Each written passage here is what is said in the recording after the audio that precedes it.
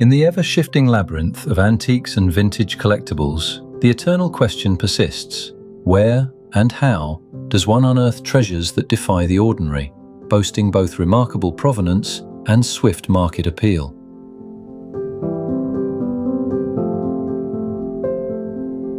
Today we embark on a journey through the tried and tested secrets, wielded by seasoned dealers and collectors alike, unraveling the complex dance between knowledge, intuition, and opportunity.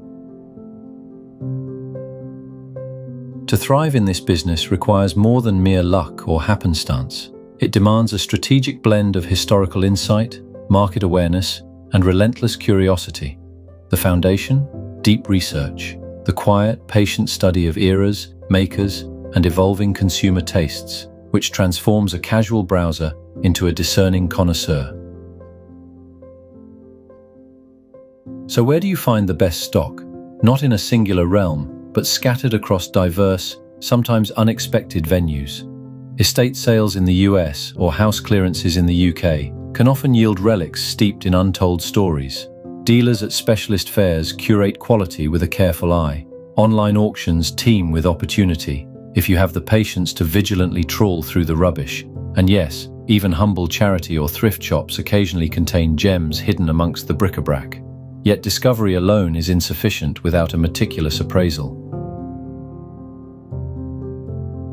Condition and authenticity are the twin pillars of our industry.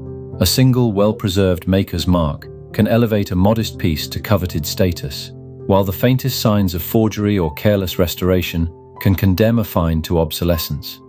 The adept eye reads history in the grain, wear, and provenance documentation. There are no shortcuts here. You learn through experience, and you gain experience by making mistakes, and lots of them. So don't worry if you're new to the trade. It's how we all started. And as a wise man once said, if you've never made a mistake, you've never tried anything new. In my experience, specialization often delineates the amateur or citizen dealer from the expert or professional. By niching, whether focusing on Victorian silver, mid-century ceramics, or vintage toys, collectors cultivate a granular understanding that turns sporadic luck into consistent success. Depth of knowledge breeds confidence, and confidence fosters a reputation that draws opportunity like moths to a flame. If you're enjoying this video, a like or a comment would mean a lot and helps us grow a community of fellow antique and vintage lovers. If you'd like to stay up to date with even more trusted tips and discoveries, subscribing is the best way to keep in touch, and don't forget to hit that notification bell so you don't miss out on future content. Networking within this niche ecosystem amplifies advantage. Dealers, auctioneers, seasoned collectors, they form an intricate web of insight and access. And don't isolate yourself in a protective bubble. Participation in auctions, clubs, and online forums transforms isolation into collaboration, opening doors to private sales and insider tips inaccessible to the lone hunter. So while it may feel more comfortable to keep yourself to yourself, the reality is you're missing out on a whole world of opportunity. Technology, a dirty word often dismissed by traditionalists, has quietly revolutionized the antiques and vintage landscape. Automated auction alerts, mobile apps capable of instant research, and social media groups dedicated to specific collecting fields empower the modern dealer to move with unprecedented agility. Still, the human element, cultivated intuition and learned expertise, remains irreplaceable.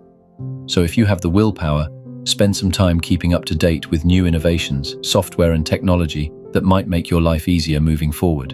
For example, AI research, Google Images, mobile authentication apps, and online auction platforms with real-time bidding. Don't be afraid of the tech, embrace it. Awareness of market trends, shifting consumer preferences, and economic currents inform purchasing decisions. Subscribing to reputable antiques journals, tracking auction house results, and following influential voices on platforms like YouTube create a feedback loop, ensuring investments align with demand rather than nostalgia alone. We're back to that protective bubble again. You have to broaden your horizons to stay on top of current trends and cultural movements. And I should know, I once took my eye off the ball and got stuck with 30 Victorian school desks after everyone in the UK who wanted one had bought one. Luckily for me, They were still in demand in Belgium, and I managed to sell the job lot to a Belgian dealer visiting the UK. At this point, it should be said that the buying path can be strewn with serious and potentially damaging pitfalls. These include impulsive purchases driven by emotion rather than evidence, overpaying for items plagued by hidden flaws, neglecting provenance and condition, reliance on a single sourcing channel that stifles opportunity. The wise learn from others' mistakes, always tempering enthusiasm with scrutiny. But don't be discouraged if you've fallen foul of these pitfalls. It's all part of the learning curve, and trust me, I've encountered all of them and will undoubtedly be discovering new ones moving forward. As they say, there's never a dull moment in this game. But beyond the fundamentals lies the subtle art of timing, knowing when to hold, when to sell, and when to wait. The antiques and vintage market is cyclical, influenced by waves of cultural nostalgia, economic shifts, and emerging collector interests. A piece overlooked today may become tomorrow's must-have, but patience and market vigilance are essential. You need to consider the phenomenon of rediscovery, when items once dismissed as commonplace are suddenly thrust into the spotlight, sometimes unexpectedly.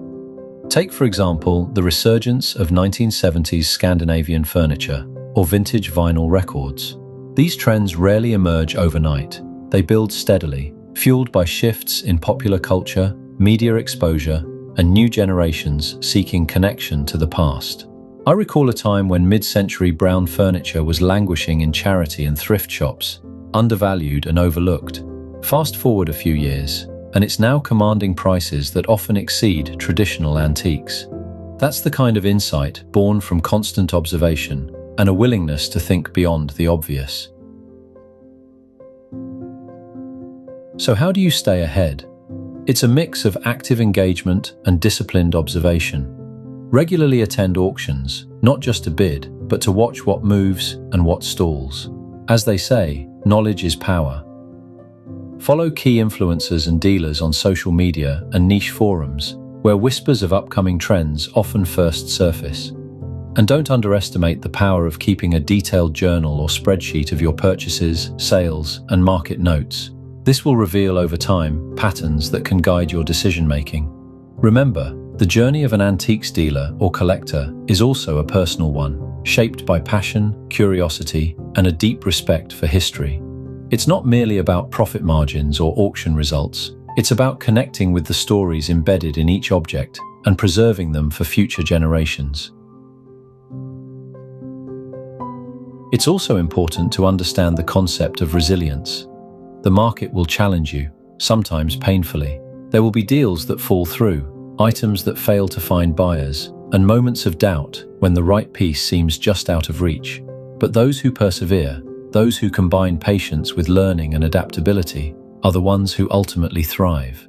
So, stay curious, keep researching, embrace new tools, and above all, cherish the thrill of the hunt. Because in this intricate world of antiques and vintage collectibles, every find holds a story, and every story is a treasure waiting to be told. To conclude, mastery of these elements, research, sourcing, appraisal, specialization, networking, and trend analysis, is the mysterious alchemy that transforms the ordinary into the extraordinary. It's the difference between merely stumbling upon an item and uncovering a piece of history that others have overlooked. For the committed collector or dealer, this knowledge is more than just a tool set. It's a compass through the antique and vintage market's shifting tides. It's what allows you to recognize the faint glimmer of a rare hallmark beneath layers of dust, to recognize the silent echo of craftsmanship in a piece of furniture, and to see value where the untrained eye sees none. With time, this skill becomes an instinct, a finely tuned sixth sense that guides you through crowded auction rooms, cluttered flea markets, and quiet country sales. And it's not just about buying, it's also about knowing when to walk away compared to when to strike decisively. It's all about reading not just the object, but its journey and the market forces around it. After all, the input has to justify the final output if you are buying to resell. And if you've paid too much for a piece, then it will be a long time before you recover your money. So, buyer beware, as they say. In the end, those who master this craft don't just trade in objects, they curate stories, safeguard heritage, and build a legacy.